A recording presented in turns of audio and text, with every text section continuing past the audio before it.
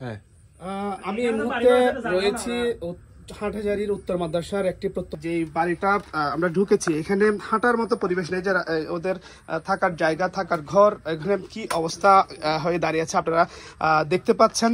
পুরা ঘরের এই যে সবকিছু পানির নিচে ছিল। আজকে নবম দিনের মতো চলছে।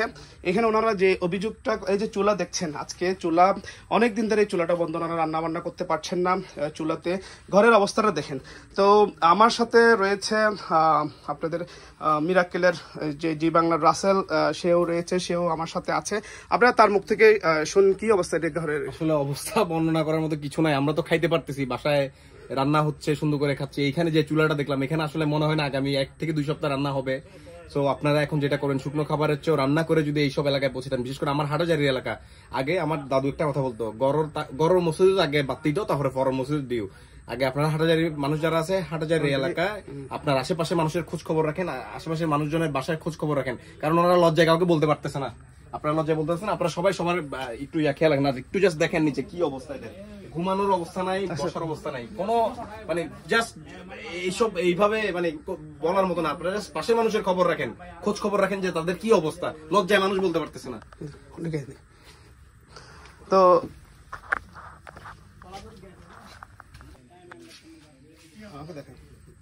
তো আপনারা দেখছেন যে এই ঘরটার কি অবস্থা। উত্তর মাদ্রাসার একটি এলাকা, শুধু এই ঘরটি না, আমরা বিভিন্ন জায়গায় গিয়েছি। এই ঘর সবগুলো বেশিরভাগে ঘর বাড়ির অবস্থা এরকম। তো আমরা যারা ওদের কাছে জিজ্ঞেস করি, যারা অধিবাসী রয়েছেন, ঘরের বাসিন্দা রয়েছেন, তারা যেটা বলেছেন, এখানকার স্থানীয় জনপ্রতিনিধি যারা চেয়ারম্যান মেম্বার ছিলেন, আপনারা পালিয়ে গেছেন, ঠিক আছে, কিন্তু আপনারা তো এই দেশে আসবেন, আপনারা পালালেন কেন? আপনি চোরের মতো পালালেন কেন? আপনি নিশ্চয় চুরি করেছেন, সেজন্য পালিয়েছেন। আপনাদের দরকার ছিল এই মুহূর্তে আপনার যে মানুষগুলো আপনার জন্য ভোট দিয়েছে, আপনাকে যার ভোটে আপনি নির্বাচিত হয়েছেন, সেই মানুষগুলোকে ফেলে আপনি চলে গেছেন, সেটা কখনো মানার যোগ্য না। ইউনিয়ন পরিষদের চেয়ারম্যান, ইউনিয়ন পরিষদের মেম্বার, আপনারা আজকে এই বাড়িগুলোতে আসেন না কেন? আপনাদের উচিত এই বাড়িগুলোতে এই মানুষগুলোর খবর নেওয়া। আপনারা একটা দিন কেন আপনারা আসতে পারলেন না? একটা বার আপনারা ফোন করে খবর নিতে পারলেন না কেন? সেই প্রশ্নটা আপনাদের কাছে। আপনারা পালিয়ে গেছেন, ঠিক আছে, সেটা আমরা মেনে নিচ্ছি। আপনারা বিভিন্ন মানুষের ভয়ে আপনারা দুর্নীতি করেছেন, বিধা আপনারা পালিয়ে বেড়াচ্ছেন, সেটা বড় কথা না। আপনার প্রতিনিধির মাধ্যমে আপনি খবর নিতে পারতেন এই মানুষগুলো কেমন আছে। সেই মানুষগুলোর কারণে আপনারা আজকে চেয়ারম্যান, আপনারা ইউনিয়ন পরিষদের মেম্বার হয়েছেন, আপনারা উপজেলা পরিষদের চেয়ারম্যান হয়েছেন, ভাইস চেয়ারম্যান হয়েছেন। আপনারা নাই, ঠিক আছে, কিন্তু আপনাদের প্রতিনিধি কোথায়? তাদের একটা খবর আপনারা নিলেন না কেন? কিন্তু সেই জন্য আমি তরুণ প্রজন্মের, যারা আমাদের তরুণ প্রজন্মের ছাত্র ছাত্রী এবং প্রবাসী, যারা রেমিটেন্স যোদ্ধা, বিশেষ করে রেমিটেন্স যোদ্ধারা, ছাত্রছাত্রী, যুবক, সবাই ঝাঁপিয়ে পড়েছেন। আপনারা আপনাদের নিজের এলাকায় এইসব মানুষগুলো খোঁজ খবর নেই। এখন পানি নেমে গেছে, এখন তাদের ঘরের অবস্থা খুবই খারাপ। এই মুহূর্তে তাদের পুনর্বাসনের জন্য যা যা করা দরকার আবারও আমরা নেমে পড়বো। এরকম বাংলাদেশ কখনো হারবে না। আমরা এরকম চোর ডাকাত যারা প্রতিনিধি রয়েছেন, তাদেরকে ছাড়া আমরা দেশ চালাতে পারবো, দেশ চলবে। এরকম বাংলাদেশ কখনো হারবে না।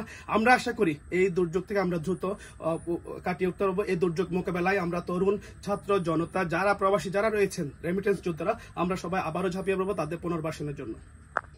আঙ্কেলের নাম কি?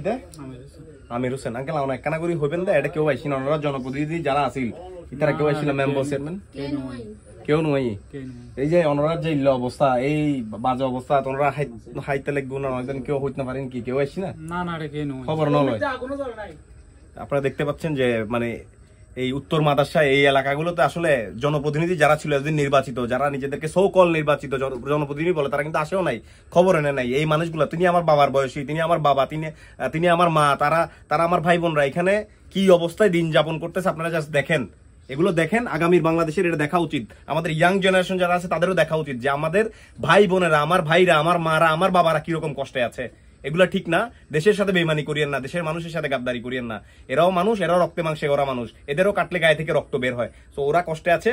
এখন আপনাদের যেটা করা উচিত, এখন পানি নেমে গেছে, বাট ওনাদের যে অবস্থা, এই অবস্থার জন্য আপনারা সবাই সবার জায়গা থেকে ঝাঁপিয়ে পড়েন। আমি বারবার বলছি, আপনার প্রতিবেশীর খবর নেন, আপনার পাশের মানুষের খবর নেন, পাশের এলাকার খবর নেন, পাশের সমাজের কি অবস্থা হচ্ছে, পাশের আপনার ভাই ব্রাদারের কি হচ্ছে, এদের খবর নেন। ইনশাল্লাহ আমরা সবাই মিলে একটা সুন্দর বাংলাদেশ করবো।